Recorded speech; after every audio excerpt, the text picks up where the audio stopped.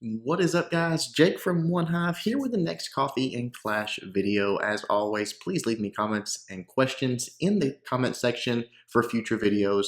You guys always do a great job and leave me plenty of great things to answer. So continue that, and I will continue making these one of my favorite series to make for you guys. Let's get right to it. A lot of responses to my statement in the last Coffee and Clash about the future being mobile gaming. I'm going to read a few of those guys and sort of expand on that a little bit because I think it's an interesting topic, and it shocks me how different people have different takes on it. So let's read a few of those. Like right here, I disagree. Sergio Mujiz. I disagree, Jake. Mobile gaming will never be king. As far as profits go, yes, it's more profitable. However, when it comes to a great gaming experience, consoles and especially PC gaming will always win. I like Clash of Clans, but it always comes second to any console PC gaming. Sky Harris said, response there, as I said in my comment on this video, he speaks from a bias. Clearly, he only plays mobile games, so that's what he sees as the future. All right, so let's read Sky Harris's comment, which is, you're speaking from a bias. You don't know what gaming is like outside of your phone. You play Vainglory and Clash of Clans. How can you speak for anything else? People have mobile devices because they have other things built in. iPhones or phones, social media devices, etc. They are just for video. They aren't just for video games, and the size of the device also makes it impossible to run in the power of a computer. I've played a lot of mobile to I've played it all from mobile to console games to PC games. Mobile video games will always be something you do while you are going to the bathroom or trying to pass time. As a patron to your channel, I respect what you have to say, but there's no way you can deny that your bias and lack of knowledge outside the game of your knowledge of the game outside your field of view. Now, let me respond to that before I show one more comment on that, and just say that simply, I'm 35 years old. I've been playing video games since I was a child, since an Atari, and I'm old enough to remember when the first Nintendo came out, and we got ours and played that for years, and we played Sega, and we played PlayStation when it came out, and Super Nintendo, and on and on and on. I've had, I'd say 80% of every console that's ever came out, and I played PC games from back when Zork was a game where you just typed. There was no graphics. It was just text. I've played games my entire life, from PC to console and now to mobile. So it's not a bias. I wouldn't tell you guys something from a bias because it's nothing to me. I'm just telling you my truthful opinion. And to say that I don't have any experience outside of that is just incorrect. I have a tremendous amount of experience. Again, 30 years in gaming, speaking here. And I'm telling you right now, and another reason I think I can speak on this is I have children. When you have kids and you're watching this next generation grow up, my children have never asked for or wanted a computer in their lives. My oldest is 8 years old. My oldest niece is 13, or she's 12 years old. They've never even asked for a computer. They've never asked for an Xbox. They don't want them. They want iPads. That is what they play on. And you and I, as growing up, it's hard for us because we grew up on PC games and we grew up on consoles. So it doesn't bother us to be tethered to a computer or tethered to that TV. It does bother this next generation. So that's what I'm trying to tell you guys. Look 5, 10 years down the road when these kids that right now, like my youngest daughter is not even 2 years old, and she plays on her iPad quite often, as much as we'll let her. We restrict her time on it, but she wants it all the time, and she will never want a computer. She will never want a console. She will want to play games on a tablet or a mobile device. And the future of mobile, every year these things they almost double in power what the previous year did. And it's amazing that the leaps and bounds are making on this. And that is not going to stop. That's only going to accelerate. So to say that 5 years from now what the future will be and that consoles will be king, let me read another comment for you here from Sean Haggard. In response to the future of mobile gaming, with zero technology advancements in the next 3 years, mobile gaming won't surpass consoles. But in the 3 years, Phones will have 4 times the computing power they do today, and who knows what other devices will be out there. The only constant is change. It's hard to say that mobiles or consoles will be anything recognizable to what they are today in the next 3 years, but the only constant in technology is change. Arcades aren't the future anymore. One day consoles won't be either. I think that was a very well thought out and well articulated statement. That is exactly right. We don't go to arcades anymore. Do you think that in the 80s they thought that that consoles, that arcades, quote arcades in your home would be the future? Of course they didn't. They had no idea. And we don't know either. But what I'm telling you is this next generation looks at gaming completely different than you and I do. And again, I am an old timer in the gaming world. I grew up with this stuff from the originals. So I'm telling you, from a guy that grew up on PC, that grew up on console, that loved that stuff and thought it was the best thing since sliced bread. I won't go back. I'm hooked. I'm converted. The quality's not that much better. These games are getting amazing. Look at a game like Vainglory. The graphics in that game are astounding. The controls are astounding. Now, there's one thing holding people back, and that's a controller. But think about how simple it would be if it gets to that point where these people want to play. Okay, the next big Call of Duty is on a mobile device. You can plug a controller into your iPad and you can play it right there. You don't think that's going to take over? Of course it is. Of course it is. They can play it anywhere. They can play it in their room. They can play it in the car, on a trip. They can do whatever they want as mobile technology expands, as cellular data expands to where everyone's on an unlimited plan and the service and the coverage is everywhere and the speeds are even faster, even faster. I can't imagine someone arguing against it. But hey, everyone's entitled to their opinion. I just want you to know I'm not speaking from a bias. I'm speaking from life experience and watching my children grow up and not even looking at computers or iPads. And they have access to them. I've got an Xbox One in there. My daughter's 8. She doesn't even want to play. She doesn't never ask me to play it. My nieces never asked me to play it. Now, I know boys are a little bit different, but still, I'm telling you, this generation that's not even old enough to play Xbox right now, kids 4, 5, 6 years old, they will grow up with a mobile device in their hand, and it will be all they know and it will be all they want. They will not even want to be tethered to that television, I'm telling you. Okay, moving on from that topic.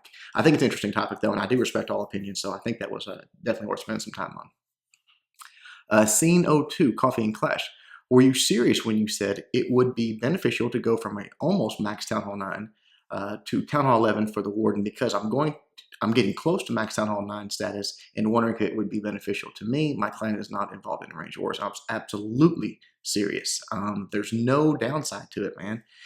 The only downside is you are going to be penalized for farming. But the thing is, if you just push cups up to where you're hitting Town Hall 10s and maybe rush Town Hall 11s, things like that, find a range where you're finding a lot of those. Once you get your offense upgraded, then it doesn't matter. You're not getting any penalty. And in war, especially if you're not doing range wars, it is a tremendous advantage. So I was absolutely serious. The only downside of that is range wars. Matthew Binkley, and guys, I'm going to go ahead and mention here because I got a lot of long questions and comments in this video particularly. Try to keep your comments short. It'll increase your chances of getting read on the videos. It just takes too much time reading them when I need time to answer more and more. So do your best to try to shorten them up a little bit, guys. Matthew Binkley, Coffee and Clash question. Jake, I've been subscribed since around 300,000. I'm assuming he means 30,000 or so, and your vids have made me and my clan very strong. I honestly have to agree with 99.8% of your theories / suggestions for the game, but there are a few things that you complain about that seems really ridiculous to me. Poison Spell and extra 30 seconds being a couple of them here lately. For OneHive is in a very small group of war clans that have nothing but high quality members, not like the other 90% of us. So you may not need the time and poison to 3-star, but the rest of us, it helps on max Town Hall 9 bases, or when me being Town Hall 9, having to do 2-star Town Hall 10 to win war. Just wanted to give you the opinion on what the majority of your audience thinks. Thank you for that comment. I think that's a fair statement. The problem is, think about it this way.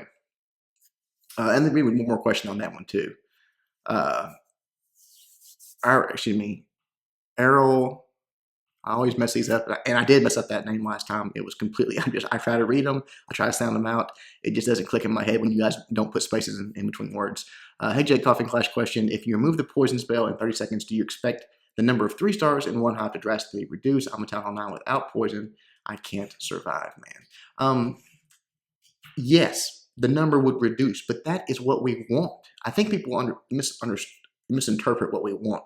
Um, and I think what you guys should want, what makes the game fun is a challenging. The reason that Town Hall 9 was perfect, the reason we would love for it to go back to that, is because it was hard to 3-star. Even in high level arranged wars, you would see Town Hall 10s coming down to have to hit Town Hall 9s to clean up. It was that difficult. Every attack mattered, and it was wonderful. And I think if you guys are not looking at it that way, then you just look at it differently than I do, which is nothing wrong with that. But I'm telling you, I like it when it is extremely hard to do. That when you get that Town Hall 9 3-star on a max Town Hall 9, you are pumped up. I mean, it is like, wow, that was a sick attack. That was awesome. I'm jacked up about it. And in the current state of the game, that's just not the case for almost anybody when you start getting those hero levels up. If you've got low level heroes, maybe you're in a sweet spot right now that a lot of us aren't in. But I think that maybe we're just looking at it differently. I don't want easy. I don't want it to be every war all the 3-stars are done in any clan. And there's always that bell curve. You know, there's always that bell curve to where maybe out there in the wild and in your clans and in different clans, you're only getting 50% Town Hall 9's 3-star. But at the high level, they're getting 95% 3-star. And at the very low level, they're getting 25% 3-star. So there should be a nice bell curve there. And to me, that's balance. But maybe we just have different interpretations of it, and it's cool. I have, I sort of have what I would like the game to be, and you guys have what you'd like to be. So maybe they don't always go 100%. Appreciate the support, man, and thank you for the question. Drew Thomas. No, sorry, we just did that one. No, I'm sorry. Yes, Drew Thomas. Hey, Jake, I'm almost max Town Hall 9. All I have left is heroes and lava walls. I am having a really hard time with war bases. What do you think makes a Town Hall 9 base hard to 3-star in war, and is it even possible to stop a lot of 3-stars at Town Hall 9? No, it's not. It's gotten to the point now to where I don't even advise people to spend hours and hours trying to design a base, because honestly, in a tough war where you have competent attackers on the other side, if you absorb one attack, you've done your job. Because any cleanup on a Town Hall 9 is pretty easy to do. Again, especially with high-level heroes, you're going to get 3-starred. Don't beat your head against the wall on it. It's just the state of the game. Do the best you can. Try to soak up that one attack, mess them up, trip them up somehow, and you've done well. Jake's Irish. Do you think Supercell will expand the clan perks in the future? My clan, Ohio Hogs, is halfway to clan level 10. I'm sure a lot of decent clans are already at or nearly to Town Hall 10. Do you think they should or will add more perks soon? If so, opinions on what it could be. I wouldn't mind getting an extra 5 troops in the CC for level 11 as an example. Thanks. Hey man, I think that they'll definitely expand it. They'll be levels 10, 11 through 15 at some point. I can't tell you when or what they'll put in it. I don't think there'll ever be anything like you mentioned, actually getting more troop space. It has to be a little bit more passive than that. You can't give someone a direct advantage. So I don't think it'll be anything like that, but you never know. It could have something totally to do with things that we don't even know that aren't even in the game yet. New features, new ways to play the game that we're all hoping for. Maybe it will have to do with that. So who knows, but I do think there'll be higher level clans in the future. Sanad Aka Snappy. How do you deal with a clanmate that thinks you're being hostile after he just attacked when you're actually just trying to give him advice? This is a good question because it pertains to a lot more than Clash of Clans, and you just have to learn to word things a certain way. When you get married, when you have a job, when you have coworkers, there's a constructive way to do it. It's a skill. It really is, and you need to learn that. It is obviously much harder when you're doing it through text, like if you're doing it in game chat or something like that. It becomes much harder, but things like smiley faces and things like that can just sort of let them know that you're not bashing on them, but it's just something you have to word correctly and let them know, hey man, awesome attack, but maybe next time, did you think about this when you was planning that attack? Did you think about the fact that this was going to go that way, or here's why this happened? Just word it in a very constructive way. And some people are just sensitive and they're going to take it the wrong way, but in life you need to have that skill. It's going to get you a lot of places. Mark Stothers. Hey Jake, I've been following your channel for about 6 months now, and the content has substantially increased the percent of successful 3-star attacks. Awesome, man. Many thanks. I have 2 questions. One, saw an image of you playing Clash while seated at a desk with a stuffed deer/elk in the background. Do you actually clash in a room alongside stuffed game animals? If so, I applaud you. And if not, you should. I do. You should go to watch the 25,000 subscriber celebration video. I showed the room that I record and play in. I am a hunter. Number 2, I consider myself 100% fair play Town Hall 9, and I've never used modding software of any kind. There's currently a bug in the game related to clan castle troop / spell filling, which, long story short, you get an extra dark spell. What are your thoughts on this bug? Do you think is any relevant implications to the fair play community if clans try to intentionally exploit it? Thanks again, and be well. Yes, there is a bug, and I'm not even going to talk about it because I don't want to let people try to figure it out or anything. But the thing is about fair play, the quote fair play community, if you are in the fair play community and you claim fair play, you are never looking for an unfair advantage. You're never looking to use an exploit. You're never looking to use a bug. You want a fair, straight up matchup. No one in the clan and no one in OneHive is trying to sneak that in, because we don't want that. We don't look for it. We don't promote it. And if someone was using it, they would be removed just like any other exploit or cheat or hack. It's just not. It all goes back. I've pointed this video before, but I think it's such a good video. It all goes back to the video I did. What do you want out of war? When you hit that search button, what exactly is in your mind? What are you looking for? Is it just the win? Is it the loot? Is it the glory?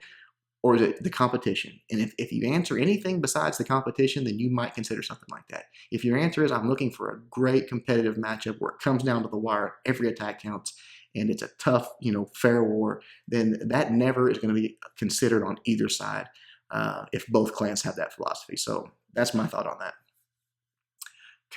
Calgary Sparky, question: do you think FPC is dying out? I've been trying to find a mixed match for a couple of weeks now, but the forum and site seem to be pretty inactive. I have no response to my post looking for a match, and clans that have approached me before have just vanished. Awesome job on the vids, and you covering VG is why I started playing it. Nice. Not just the fair play community, but the war community. The war scene is dying. It's a slow, painful death, but I told you guys last summer, we're approaching a year ago, 8 months ago at least, that I told you guys what would happen. The video, the beginning and the end, go back and look at it. It laid this out in plenty of advance notice, and that is what is happening. The war community, wars mean very little, and I hate to say that, even arranged wars mean very little, because there's always questions about cheating on both sides. There's always suspicion of cheating on both sides, and when you have that, when that's the state of the game, it doesn't matter anymore.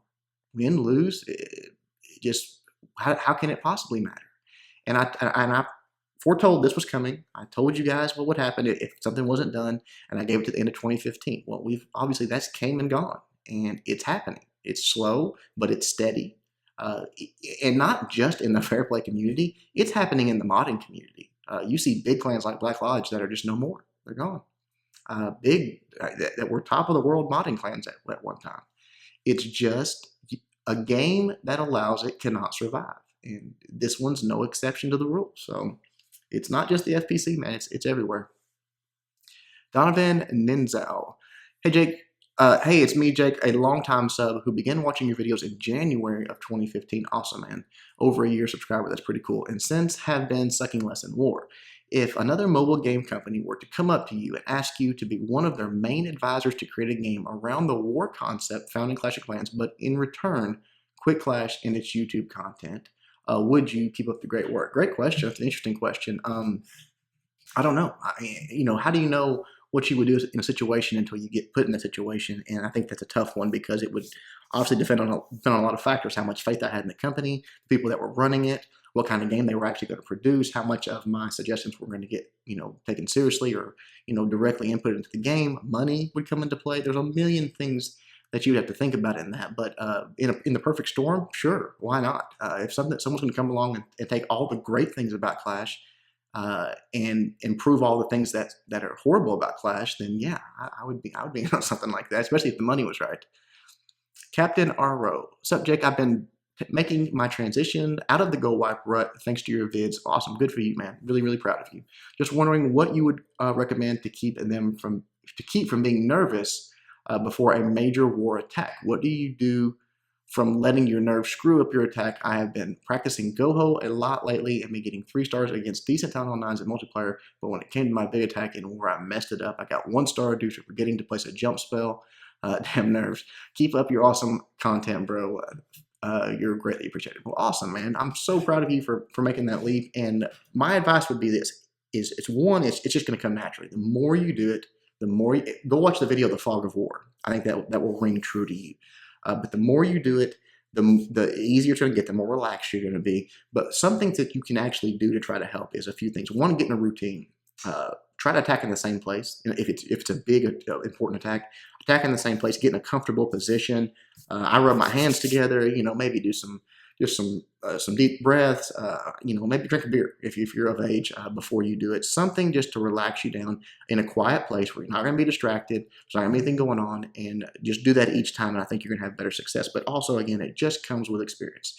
I rarely get nervous in attacks anymore, even in arranged wars, just depending on the war. It happens occasionally, and I enjoy it when it does happen. But it's something that just eventually you'll get less and less nervous the more you do it. Also, run through your attack so many times in your head. Tap on your screen on the base, just looking at it. Tap everything you're going to do and do it 5, 6, maybe 10 times. The more repetitive times you do it in your head, you won't forget those things. So try all those. Let me know if it helps. Abdullah Itfa. Sorry, I'm not making fun of your name, but it almost came out kind of strange. Hey, Jake, what's the difference in OneHive Family and OneHive Clan? Just if you're talking about the websites, since the clan split, we have different websites. Ours is onehivefamily.com, so that's the only difference. Coffee and Clash question from one of my patrons. Can you remember the last war that a Town Hall 10 had to dip down to clean a Town Hall 9? Actually, strangely enough, I can't remember, just a war or two ago. And it was the first one in many, many moons. I can't tell you when the one was before that because it's been a long freaking time. But just a war or two ago, I'm not sure what happened. If it was just sort of lack of interest from our 9s, or we just had a rough war, or people were distracted with real life, I don't know. But we had one Town Hall 9. It had a couple of 90-something plus attacks on it, just sort of bad luck. But one Town Hall 9, one of our very low Town Hall 10s had to dip down and get it. But before that, I don't know. It's been a great while.